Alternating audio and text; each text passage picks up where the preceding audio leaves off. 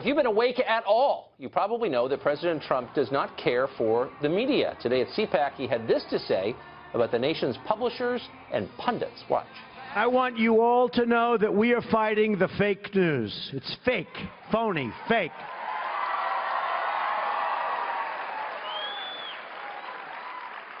A few days ago, I called the fake news the enemy of the people, and they are. They are the enemy of the people. They're very dishonest people. In fact, in covering my comments, the dishonest media did not explain that I called the fake news the enemy of the people, the fake news. They dropped off the word fake. And all of a sudden, the story became the media is the enemy. They take the word fake out. And now I'm saying, oh, no, this is no good. But that's the way they are. So I'm not against the media. I'm not against the press. I don't mind bad stories if I deserve them. And I tell you, I love good stories, but we won't talk. I don't get too many of them. We're joined now by Howie Kurtz, host of MediaBuzz right here on Fox. So, Howie, I think a lot of presidents have felt this way.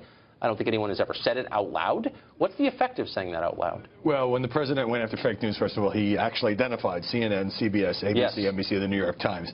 What became clear today with this escalation, Tucker, is that neutralizing the press is the central mission now, a central mission of President Trump and his White House. This is not just counterpunching. This is not just letting off steam. He is convinced that the media are so hostile toward him and that many journalists so despise him that the only way he can get his agenda passed is to discredit the fake news part of the media. So part of what happens is if the president calls, say, CNN or the Washington Post the opposition party, it takes away any incentive they have, assuming they ever had one, to be fair to him. Well, there are two sides to this equation, because while a lot of people are portraying this as President Trump's war on the media, look, this guy has been subjected to the most negative, relentlessly negative coverage that we have seen in the general election, in the transition, and now in his first month as president. So he has reason to be ticked off. For sure. I agree with you, because I think that if you're a CNN anchor and he's constantly going after fake news, Clinton News Network and all that, what are you going to do? You've got to defend your company. In a way, it maybe pushes a network like CNN a little bit more into the opposition camp, probably helps their ratings with people who don't like this president, and it just kind of widens the divide.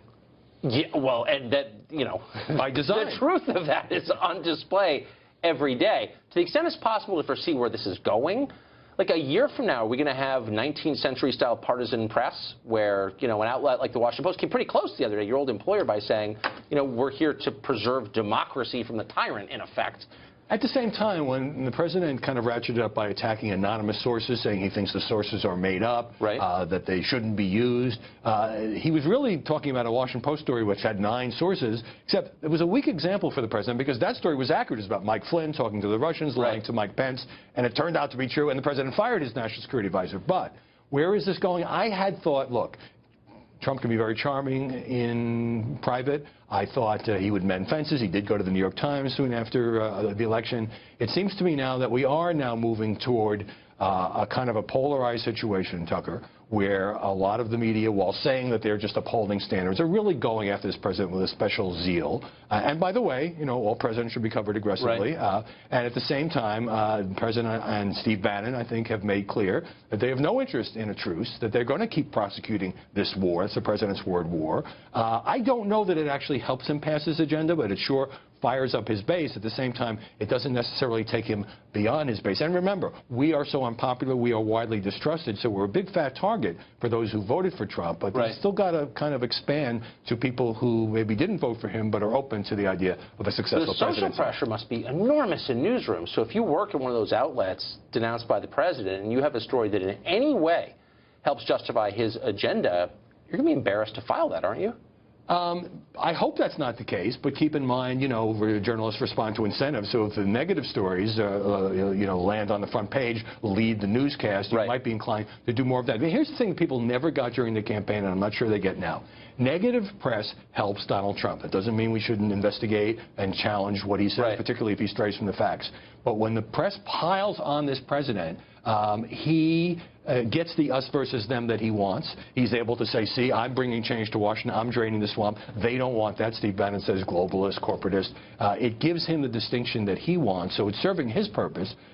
Maybe both sides get something out of it, but I do feel as a journalist that it's unfortunate that it's reached this stage. Well, it is. And by the way, as a journalist, if you're emotionally invested in a story, you cannot see it clearly. And so people who feel, hatred toward Trump should not be covering him. Or love, by the way, for that. Yeah, and you see too much snark on Twitter from journalists who are not all that objective about the president. Howie Kurtz, thanks for joining us. Great to see you.